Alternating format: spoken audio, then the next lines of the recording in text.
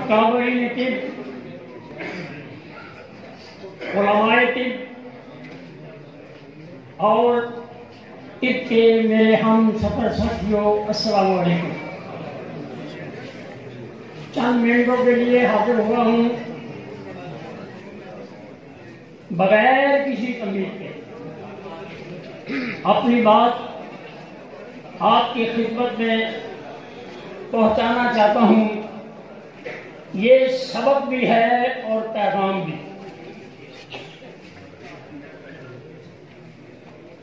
میں نے قرآن کریم کی ایک آیات مبارکہ تلاوت کرنے کا شرف حاصل کیا ہے۔ اسی کے ضمن میں آپ سے، اکابرین طب سے میں پر امید ہوں کہ میری بات کو انتہائی توجہ سے سنا جائے گا۔ میں بتانا چاہتا ہوں کہ میری طب کی شان و شوکت کیا ہے۔ میں بتانا چاہتا ہوں کہ میری طب کی قدر و منزلت کیا ہے۔ نبض طب کا ایک اہم سبق ہے۔ میں آج چند منٹ میں آپ کے سامنے یہ بات رکھوں گا کہ نبض مفروضہ ہے یا حقیقت۔ اللہ کریم فرماتے ہیں فی قلوبہم مرض، مرض دل میں ہے۔ میں نے طب کی نظر سے جب دل کو دیکھا تو دل میں نے خون کو پایا۔ جب میں نے خون کو دیکھا تو وہ چند فرقوں سے مرکب پایا۔ اس میں سودا ہے، اس میں سفرا ہے، اس میں برغن ہے۔ جب برغن کو دیکھا تو دماغ و اعصاب کے ساتھ اس کا تعلق جڑا۔ جب سودا کو دیکھا تو اس کا تعلق قلب و عضلات سے جڑا۔ جب سفرا کو دیکھا تو اس کا تعلق جگر و غدد سے جڑا۔ گویا مرض دل میں ہے اور دل میں خون ہے۔ خون تین چیزوں کا مرکب ہے۔ جب سودا بڑھے گا تو دل کی چال اور ہوگی۔ جب سفرا بڑھے گا دل کا پمپ کرنے کا انداز اور ہوگا۔ جب برغن بڑھے گا تو اس کا انداز اور ہوگا۔ اس کو سمجھنے کا نام حکمت اور طب ہے۔ آئیے اگلی آیات پہ غور کریں۔ اللہ کریم فرماتے ہیں فی قلوبہم مرض، اگر آپ نے اس راستے کو نہ اپنایا فزادہم اللہ مرضا، اور کسی راستے سے آپ نے علاج معالجہ کیا تو مرض بڑھتا ہی چلا جائے گا۔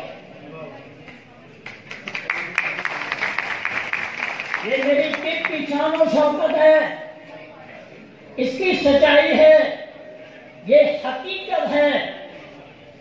فزادہم اللہ مرضا، مرض بڑھتا چلا جائے گا۔ وَلَهُمْ عَذَابٌ علیم، ایک دن اس طریقہ علاج کو چھوڑنے کے سبب ایک دن خوفناک کسی مرض میں آپ مبتلا ہو جائیں گے۔ اور آخری لفظ جو میں کہنا چاہتا ہوں، اللہ کریم نے پھر فرما دیا کہ ایسا کیوں ہوا، گردے فیل کیوں ہوئے، پیٹ میں پانی کیوں پڑا، کسی کے پاؤں کیوں کاٹے گئے۔ بما قانون یکذبون، آپ نے دل سے تشخیص کرنی نہیں سیکھی، اس لیے یہ نقصان جو ہے وہ اٹھانا پڑا۔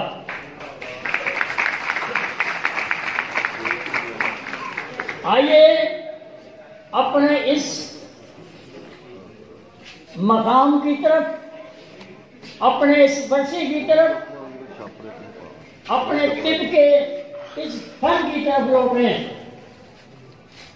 عزیزان محترم، ایک بات اور عرض کر کے آپ سے رخصت چاہوں گا۔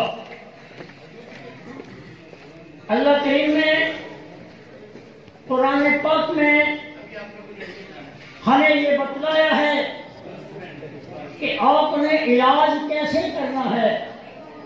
میں ثابت کرتا ہوں، توجہ فرما لیں۔ اللہ کے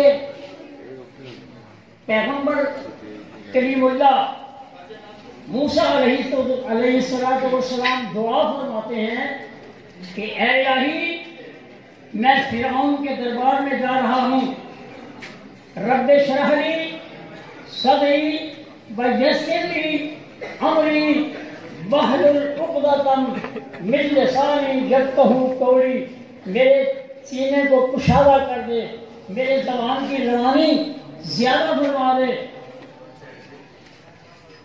میرا سوال ہے کہ کیا یہ دعا قبول ہوئی؟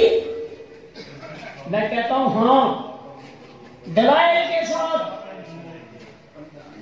اللہ کریم نے فرمایا ہے میرے کلیم اللہ موسیٰ، جب آپ فرعون کے دربار میں جائیں گے تو اپنا ہاتھ بغل میں دے کے باہر نکالیں، وہ سفید اور چمکتا ہوا نظر آئے گا۔ اطباء کرام میری اس بات کو سمجھ گئے ہوں گے کہ زبان کی اٹکن، زبان کی سختی، وہ خشکی کے سبب قلب و عضلات کے تحت ہوتی ہے، اور اتنا سفرا پیدا کر دیا گیا کہ موسیٰ علیہ السلام کا ہاتھ بھی بغل میں دینے سے چمکنے لگ گیا۔ تو سودا کو، خشکی کو ختم کرنے کے لیے سفرا کا پیدا کرنا یہ طریقہ علاج ہوا۔ یہاں قدرت بھی ہے اور قانون فطرت بھی۔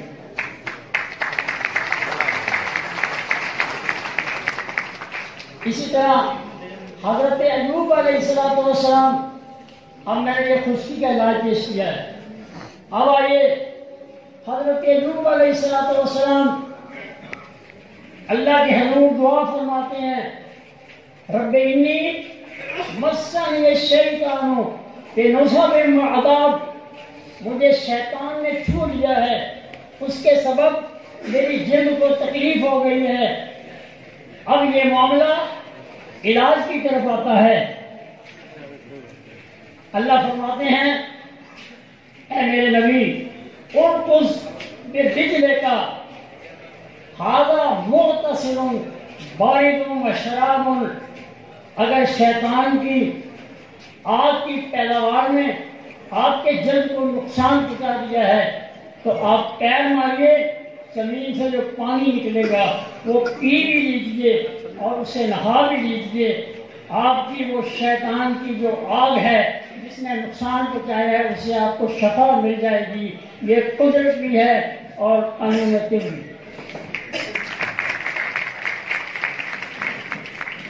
اس کے بعد حضرت موسیٰ علیہ السلام کے بعد پھر واقعہ، آپ اپنی قوم کے ساتھ باہر نکلتے ہیں، پیچھے فرعون کی فوجیں ہیں، آگے دریا آ جاتا ہے، پانی آ جاتا ہے، پریشان ہوتے ہیں۔ اللہ کریم فرماتے ہیں اے میرے موسیٰ، پریشان مت ہو، آپ اپنے عصا کو، اپنی سوٹی کو اس پانی پہ دے مارو۔ یہ دے مارنے کا عمل جو ہے یہ قلب و عضلات کے ساتھ ہے، خشکی کے ساتھ ہے، گویا کہ پانی کو ہیئت بدلنے کے لیے یہ عصا کی جو مار ہے یہ کام آئی، اور اس میں قدرت بھی ہے اور اس میں قانون فطرت ہے۔ خشکی کا علاج گرمی، گرمی کا علاج تلی، اور تلی کا علاج پھر خشکی۔ مانگتے پھرتے ہیں اغیار سے مٹی کے طرف، اپنے خورشید پہ پھیلا دیے سائے ہم نے۔ عزیزان محترم، میں انہی الفاظ کے ساتھ آپ سے اجازت چاہوں گا اور پھر آپ سے کہوں گا، آخری گزارش کروں گا، شکوائے ظلمت شب سے کہیں بہتر تھا، شکوائے ظلمت شب سے کہیں بہتر تھا، اپنے حصے کی کوئی شمع جلاتے جاتے۔ اللہ آپ کو اور مجھ کو ہمیشہ ہمیشہ کے لیے اس چیز سے وابستگی اور خدمت کا اللہ کام دے دے گا۔ بلا ہوئی